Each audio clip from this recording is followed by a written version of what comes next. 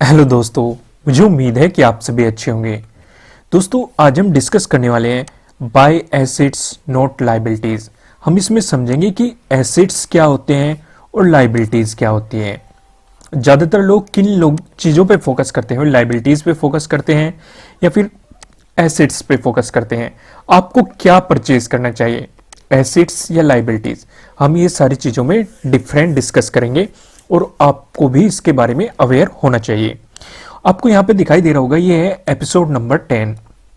आप सोच रहे होंगे एपिसोड नंबर 10 किसका है। यहाँ पे फाइनेंशियल फ्रीडम की एक सीरीज चल रही है जहाँ पे मैं आपको 9 एपिसोड दे चुका। पहले एपिसोड में हमने समझा था फाइनेंशियल फ्रीडम किसे कहते हैं। सेकंड एपिसोड में पैसिव इनकम के आइडियाज के बारे में डिस्कस किया था और पैसिव इनकम को कैसे क्रिएट किया जाता था उसके बारे में जाना था।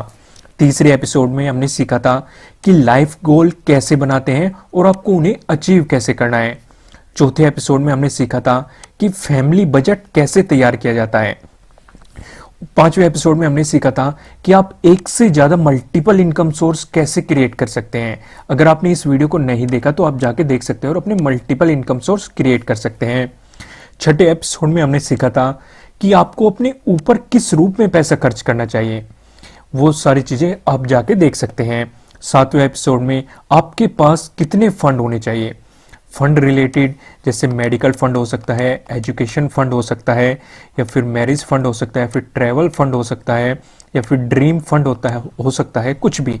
मतलब किसी भी काम से रिलेटेड आपके पास कितने फंड होने चाहिए। अगर आप उसे समझना चाहते हैं तो आप इस वीडियो को देख सकते हैं। उससे नेक्स्ट एपिसोड में हमने सीखा था कि आपके पास 6 महीने का इमरजेंसी फंड क्यों होना चाहिए। इमरजेंसी फंड क्या होता है ये भी हमने डिस्कस किया था। इमरजेंसी फंड को कैसे इकट्ठा करना है ये भी हमने इस वीडियो में डिस्कस किया था। 9वें एपिसोड में हमने सीखा था कि अगर आपके पास किसी तरह का लोन है या फिर कोई कर्जा है, आप उसे जल्दी से जल्दी कैसे चुका सकते हैं।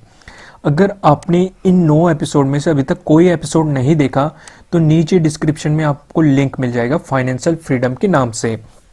वहां पे पूरी सीरीज का, पूरी प्लेलिस्ट का लिंक है, उस पर क्लिक करके आप इन सभी एपिसोड को देख सकते हैं और अपने आप को फाइनेंशियली फ्री कर सकते हैं।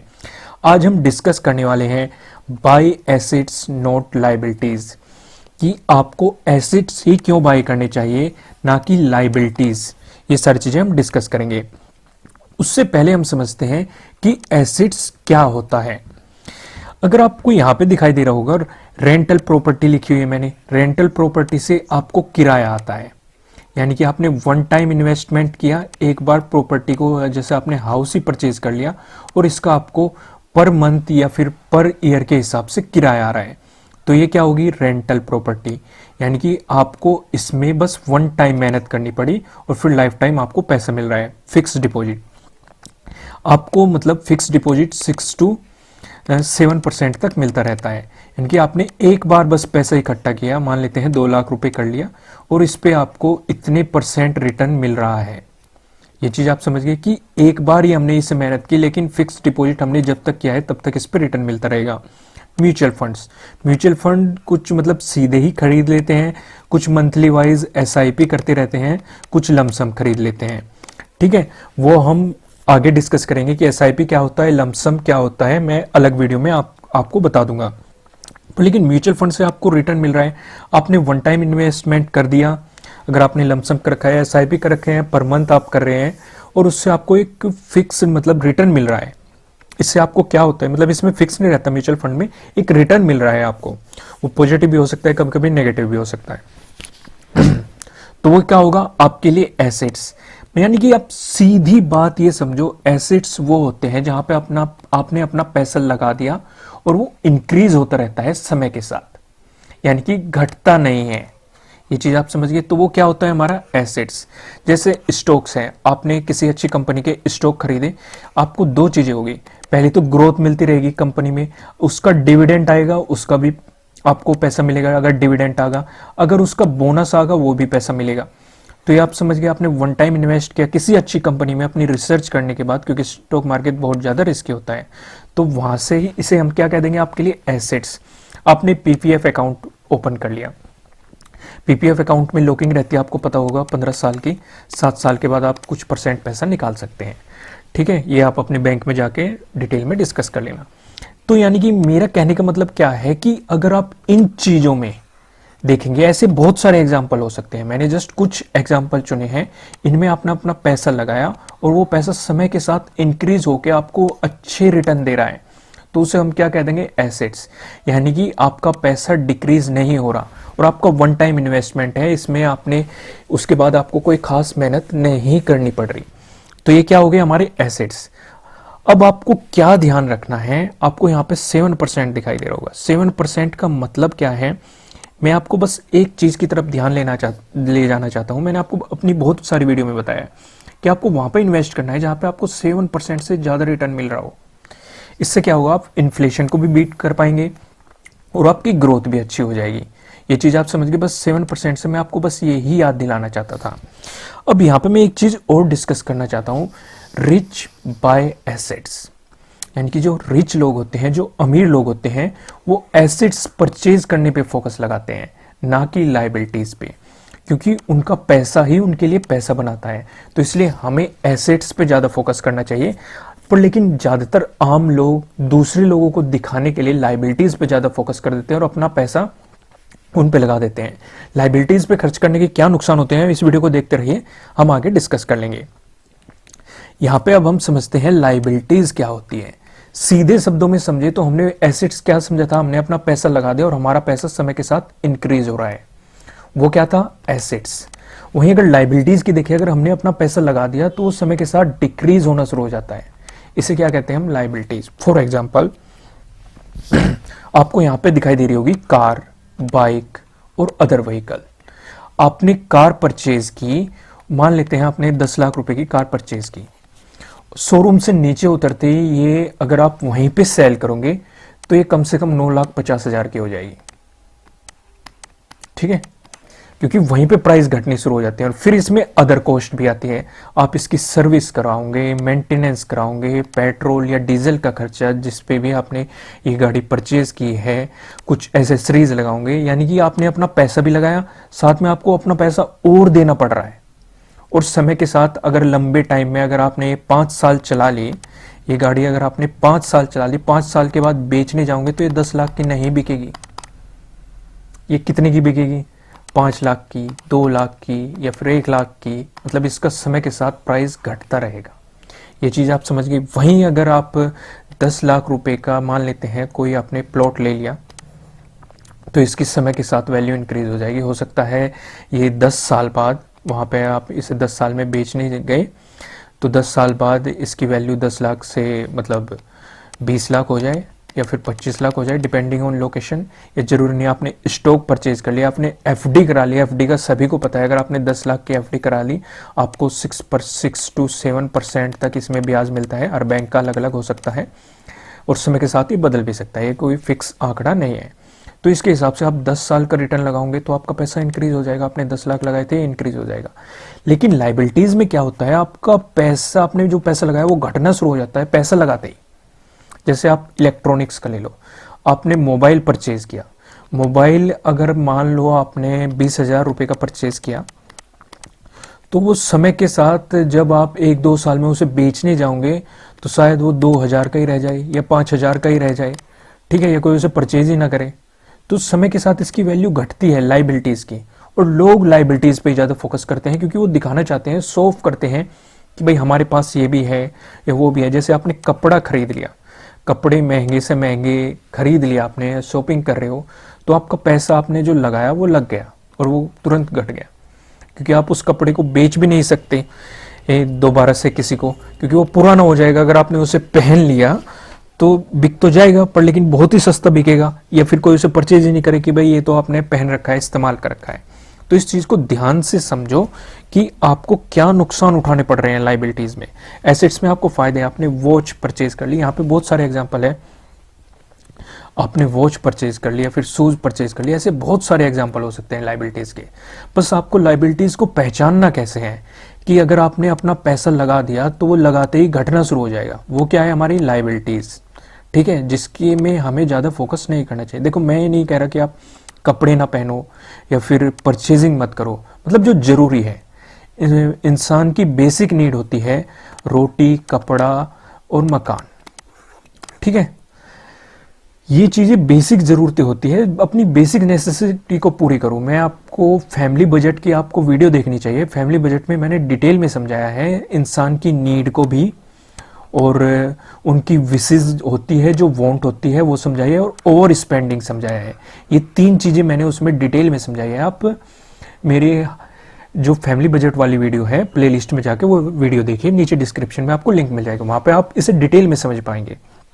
तो यहाँ पे अब आपको डिफरेंस पता लग गया एसेट्स और लायबिलिटीज का। अब हम आगे डिस्कस करते हैं। आगे हम क्या करेंगे, जो पुअर लोग होते हैं, पुअर बाय लायबिलिटीज।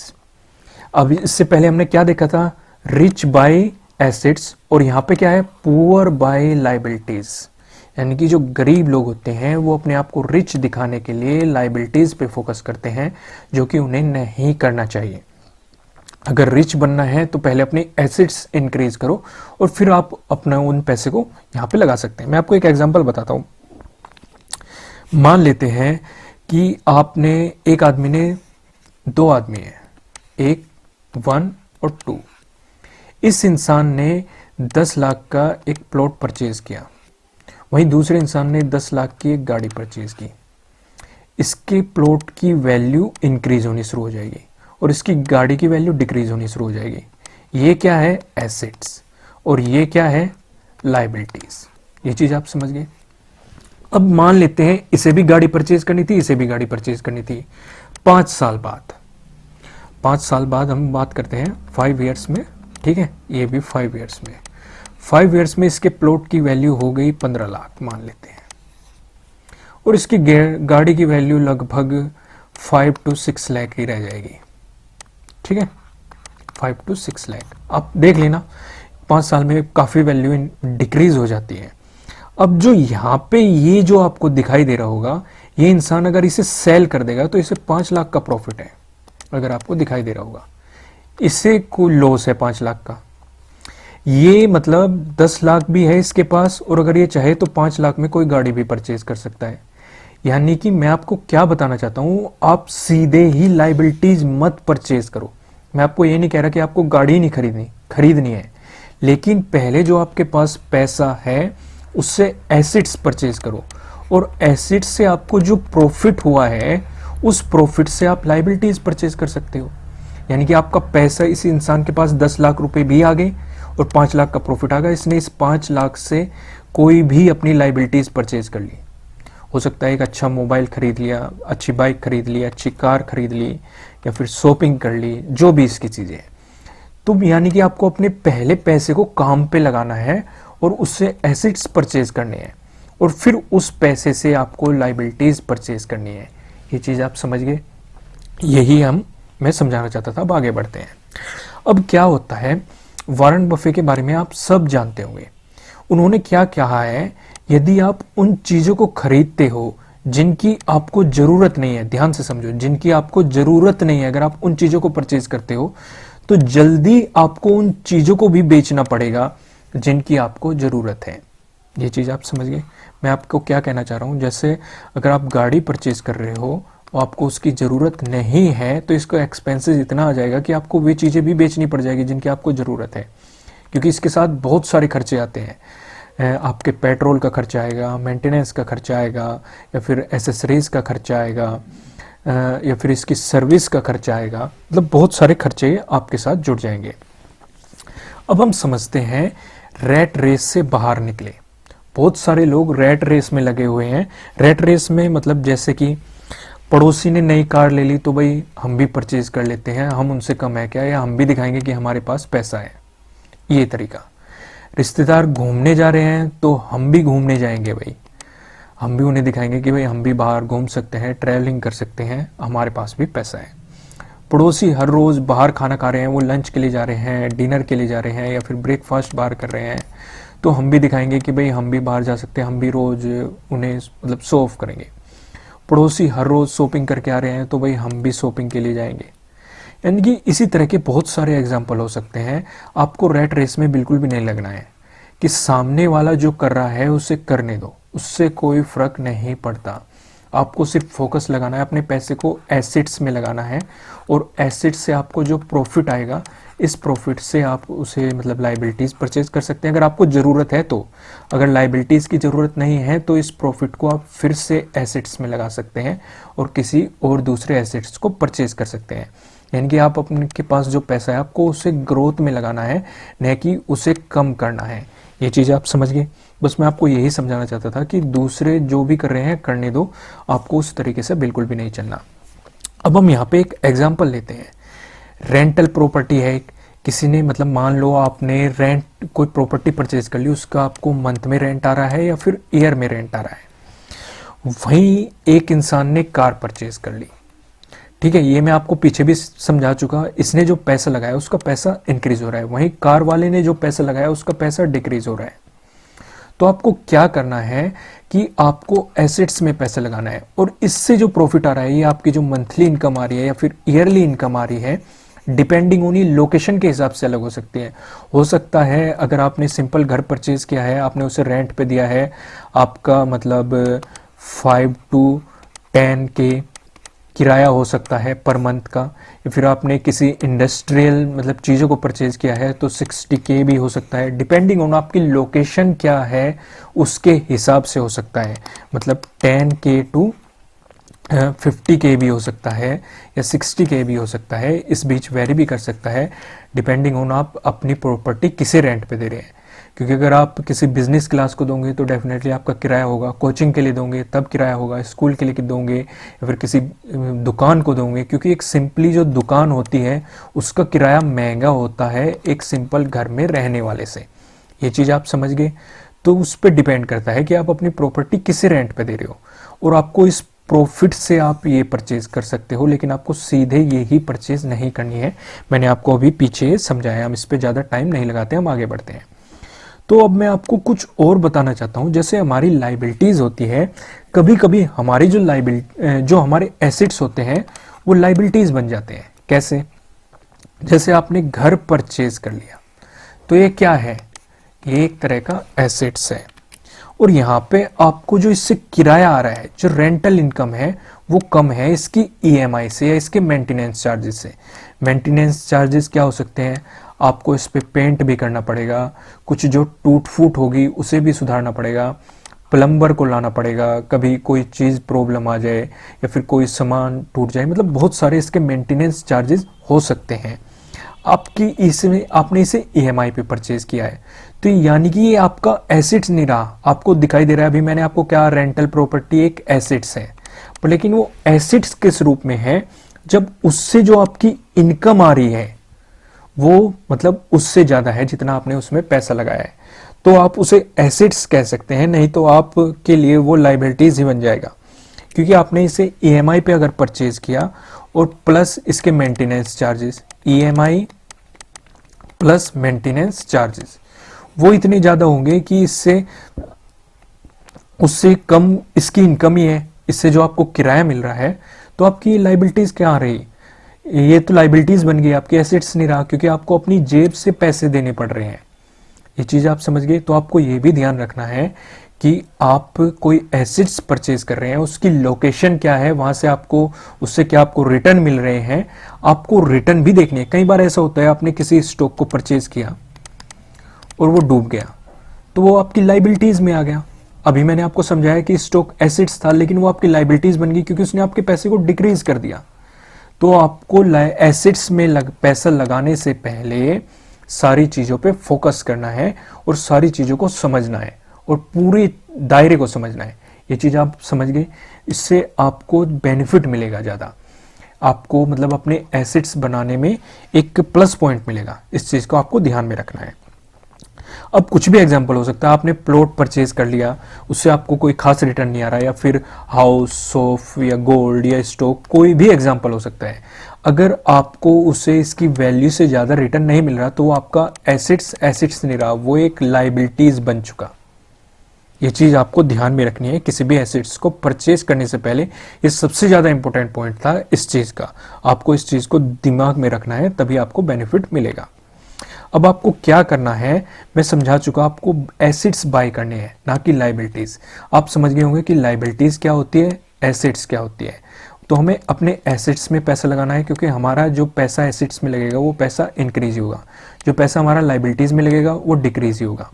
मैं ये नहीं कहता कि आपको लाइबिलिटीज़ परचेज ही नहीं करनी चाहिए, आप कर सकते हो, लेकिन इससे जो एसेट्स परचेज करने से आपको जो प्रॉफिट आ रहा है जितना भी परसेंट, आप उस परसेंटेज का इस्तेमाल इसमें कर सकते हो, क्योंकि हर इंसान के ड्रीम भी होते हैं, कुछ सपने भी होते हैं, तो आप उन्हें भी पूरा कर सकते हैं। तो आप उस परसेंटेज का कुछ हिस्सा इसमें इन्वेस्ट कर सकते हो। ये चीज़ आप समझ गए। जो हमारा नेक्स्ट एपिसोड होने वाला है, जो 11th एपिसोड हम डिस्कस करेंगे, वो है पे योर सेल्फ फर्स्ट, कि आप जो कमाते हो, जितना भी कमाते हो, उसका एक हिस्सा आपको अपने आप को देना चाहिए। क्यों देना चाहिए या किस रूप में देना चाहिए और उसका क्या करना है आपको, जो पैसा आप अपने आप को दे रहे हो, तो उसके लिए आपको इस वीडियो को देखना पड़ेगा। तो आप हमारे चैनल को सब्सक्राइब कर सकते हो। ये चीज आप समझ गए। ठीक है दोस्तों, इस वीडियो का लाइक टारगेट है 500 लाइक। फिर मिलेंगे किसी नेक्स्ट वीडियो में किसी अच्छे कंटेंट के साथ। Thank you.